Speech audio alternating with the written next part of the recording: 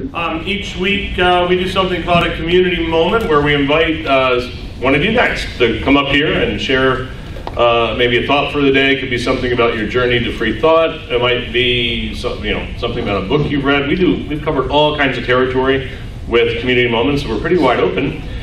Today we're going to welcome a veteran community moment giver, our very own Stephanie Rona.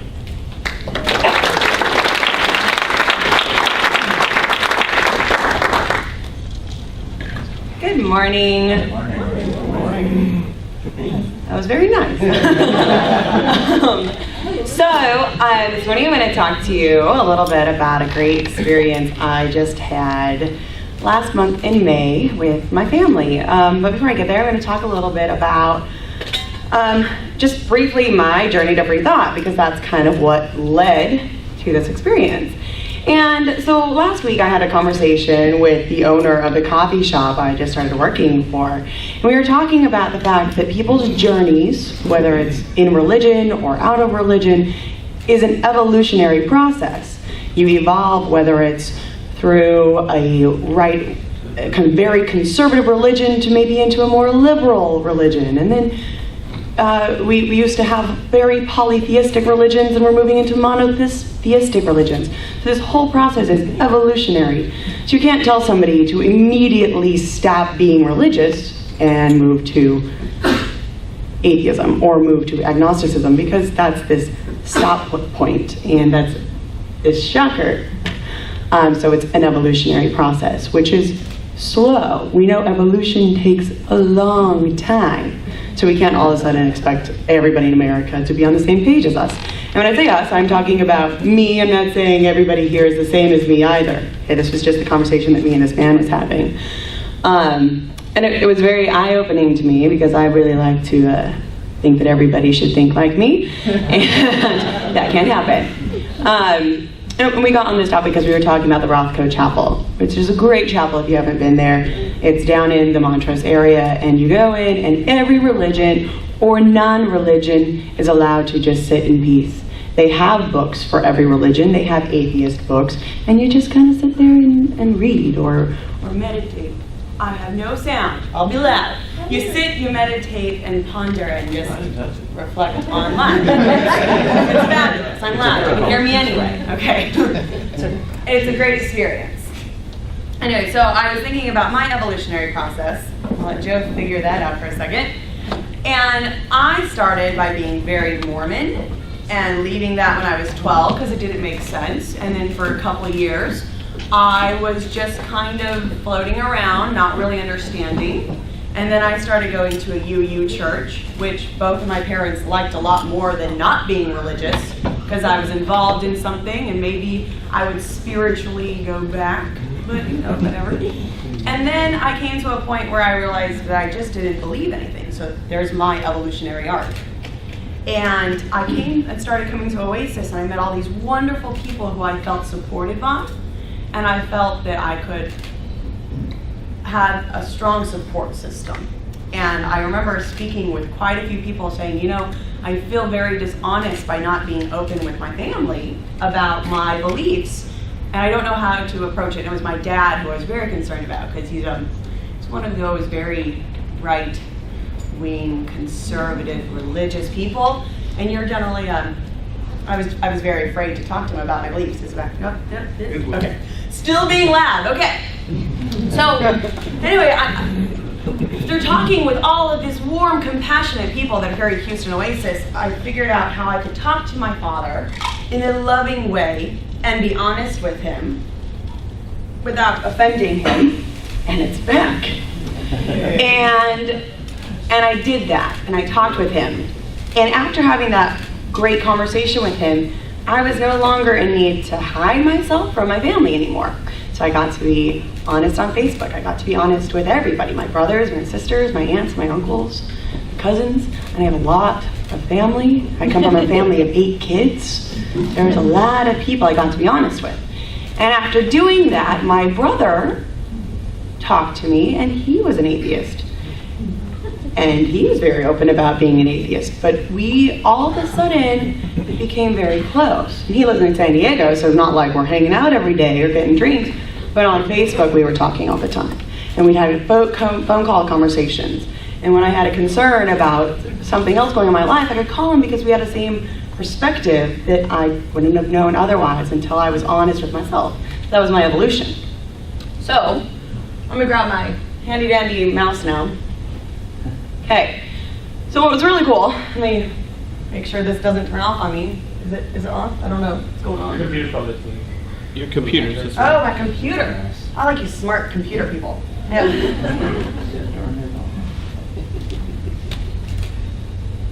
Okay.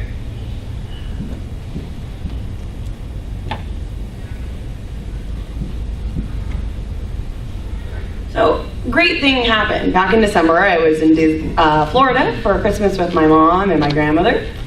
And my brother called and told me that he and his fiance had been talking about who they wanted to have officiate their wedding. And as they were talking, they realized, of course, they don't want a priest or minister or something like that because it's not in line with their worldviews.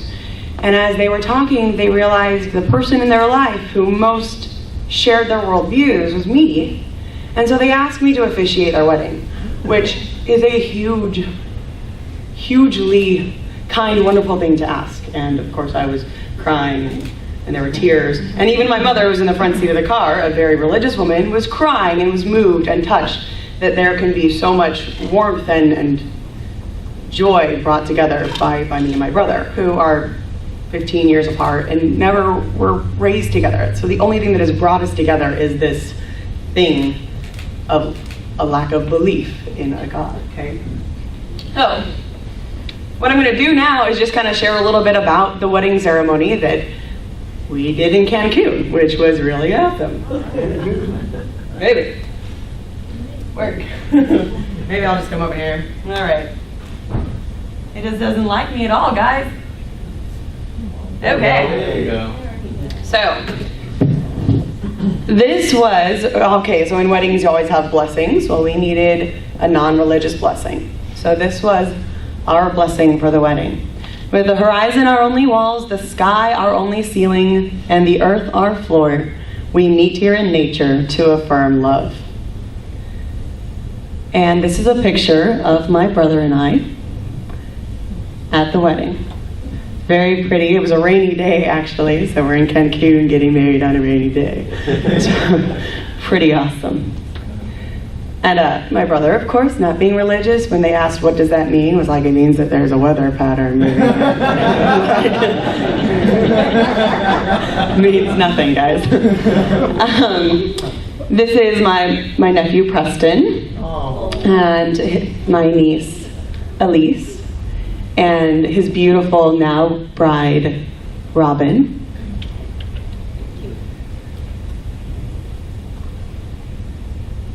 And for the exchange of rings, we used a quote from Mr. Albert Einstein, and says, gravitation cannot be held responsible for people falling in love. How on earth can you explain in terms of chemistry and physics so important a biological phenomenon as love? Put your hand on the stove for a minute and it seems like an hour. Sit with that special girl for an hour and it seems like a minute. That's relativity. And a ring is a circle. So shall your love for each other be a circle which, like the photons created within the stars, will go on forever.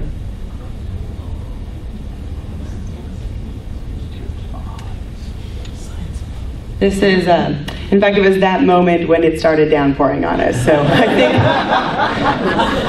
as Ken told us, from there on out, nobody else could hear anything else I said, except for the bride and groom. So you guys are lucky to get a recap of everything. And then the pronouncement of the wedding was, Robin and Brian, although I'm officiating here today, it is not truly in my power to sanctify, legitimize, or bless your relationship in any way, because the two of you already have done that in your hearts. And now in the presence of this good company, by the power of your love, because you have exchanged vows of commitment, we recognize you as married. It gives me great pleasure to pronounce you as husband and wife. And we partied.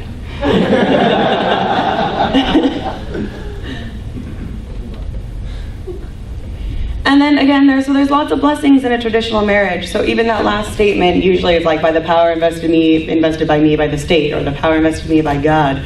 And we worked around all those things. And then you have a closing wishes, which is also usually a closing blessing or things like that. So we found other things to work around that. And this is what we used. If you can always be as close and happy as today, yet be secure enough to grow and change along the way. If you can keep for you alone your love as man and wife, yet find the time to share your joy with others in your life. If you can be as one and walk through marriage hand in hand, yet still support the goals and dreams that each of you have planned. If you can dare to always go your separate ways, then all the wonders of today will stay with you forever.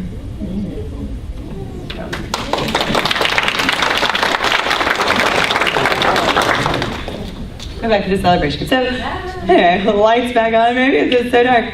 But it was just, again, it was a really wonderful experience. It was really touching and moving to be asked to do that. And I think the only thing I can say is, for me, the evolution of my life to free thought has brought me closer to my family, and even my religious family, because personally I feel like I'm not lying to them. I don't have to withhold my truth from them.